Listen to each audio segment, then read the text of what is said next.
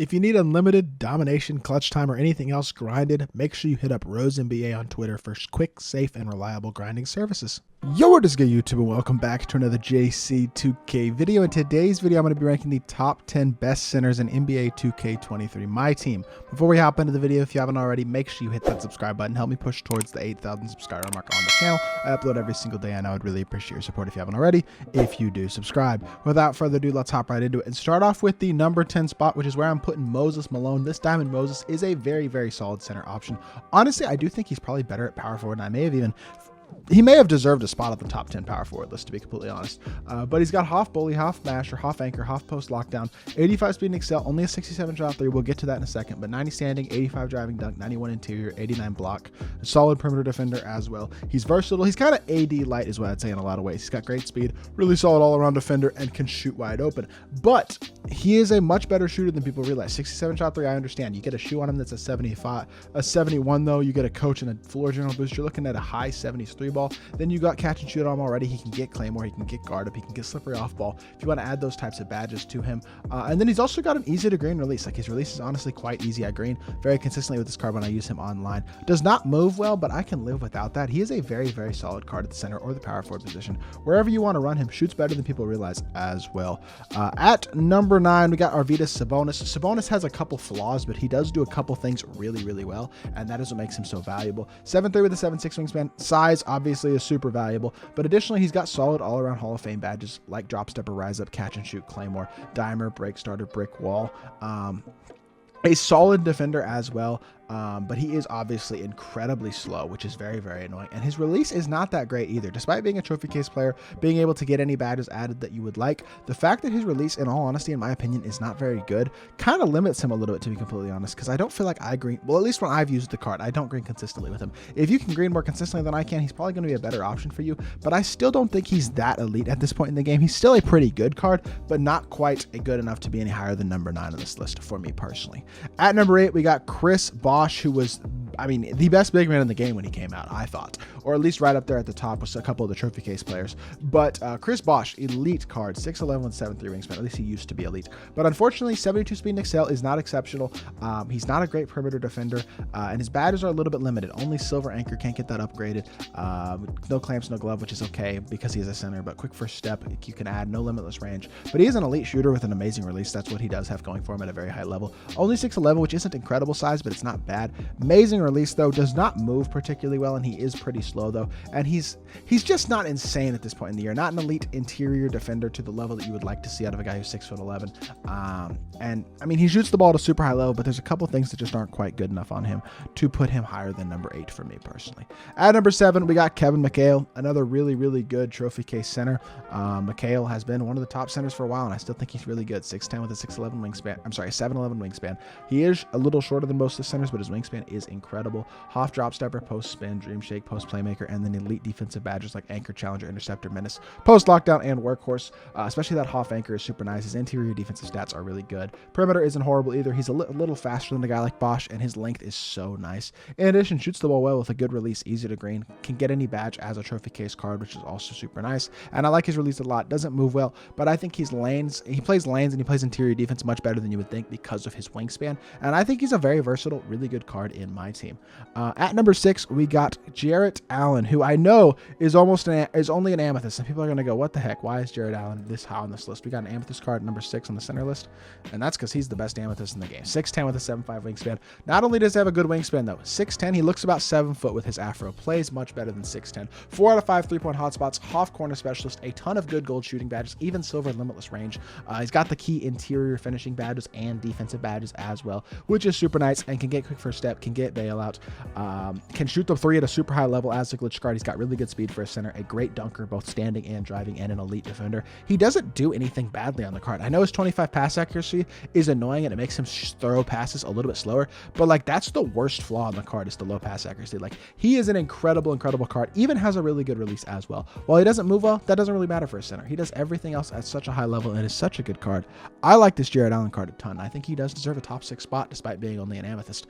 Big Z coming in at number 5. He's like Arvidas, except he does a couple things better. Number one, he is slow as a snail and he's 7'3", just like Arvidas, but he's got a much better release than Arvidas, which I really like a lot. And he's got Hoff Anchor, which is a very, very key defensive badge, and I think helps him play better D on the interior.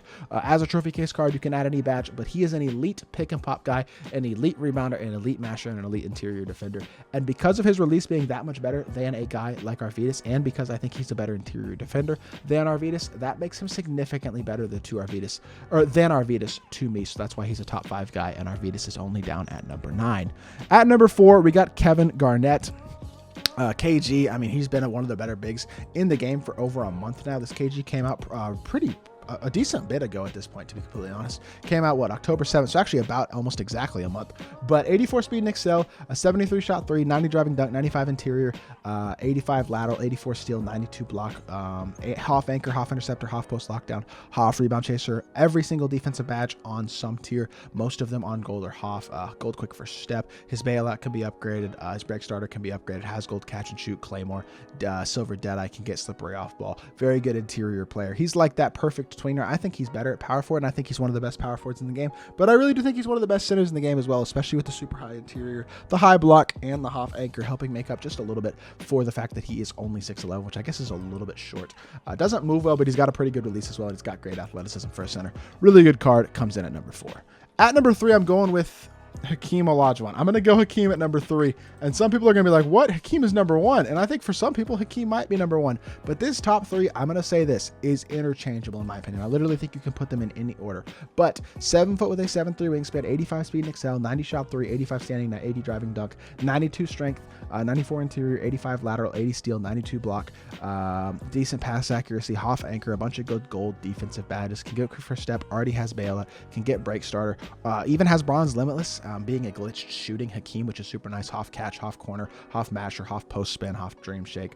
A pretty easy to green release. I think his release is somewhat similar to the way that his release has been in previous years, but I just think it's better this year. It's faster this year. I feel like he's a really, really good card. I like Hakeem a ton. He actually comes off my bench as my backup center right now, and I think he is an elite level option in my team. I think you could make the argument he's the best center in the game. I'm just not going to make that argument right now. At number 2, we're going with Anthony Davis. AD is better at power forward. He's the best power forward, or second best power forward behind Tim Thomas, in my opinion, in the game. But since I play Tim Thomas at the 3, when I get AD, which is going to be pretty soon, I will be playing AD at the 4, not the 5, because I think his better position is the 4. But 6'10" with a 7'2" wingspan, he can still play the 5 at a super good level. He's got good size. 15 Hoffs include fast twitch, post res or post spin, Claymore, break starter, anchor, interceptor, chase down, menace, pogo stick, post lockdown. I mean, he is just so complete and so good. An elite interior defender, a very good perimeter defender, great speed for a center, shoots the 3 ball at a high level, and a very good dunker, can get any badge, and has 6 badge slots as an open, which means you can add a limitless takeoff, a limitless range, a masher, a quick first step, even a clamp break if you want to take advantage of his athleticism, an agent 3 because he's got normal fade, which is the best fade in the game. He's the only center in the game with good sigs as well. MJ dribble style, Kobe escape, good release. I mean, AD does so many things well at a super high level. He's one of the best couple power forwards in the game, and he's one of the best couple centers in the game as well. If you have this trophy case AD, he's one of the best cards in the game, and you got to find a spot for him in your lineup, and preferably in your starting lineup, because he is an absolutely elite card. And then finally, at the center position, a number 1, we got Kareem Abdul-Jabbar. I just think Kareem is the inside that can shoot a little bit, and that's all you need, in my opinion, at the center position, is an athletic inside who can shoot. He's Wilt Chamberlain, except way, way better. 88 speed and excel, which is obviously insane for a center, especially one who is 7'2" with a 7'5" wingspan. I know he's only got a 63. We'll get to that in a second. 93 interior, 88 lateral, 92 block. Elite defensive stats. 85 driving dunk, 90 standing dunk, elite dunking, elite post game as well if you'd like to use the post. His quick first step can be upgraded. He already has gold bailout and break starter, which are probably the 2 most important playmaking badges outside of quick first step for a center. Hoff anchor, Hoff box out beast, Hoff brick wall, Hoff rebound, Hoff bully, Hoff masher, Hoff rise up. Ton of good gold interior badges for finishing and defense as well as even a gold clamps, things like that, interceptor. But then shooting badge wise, he can get a catch and shoot, he can get a claymore, he can get a slippery off ball. I added all 3 of those badges to him. 60 shot 3, you put a shoe on him, you get a floor general boost, a coach boost. If you have Jerry West, you're going to get that up into the 70s. Dimer's going to help further. And his release is easy to green. It isn't as fast and as smooth as it's been in previous years, but it is really easy to green.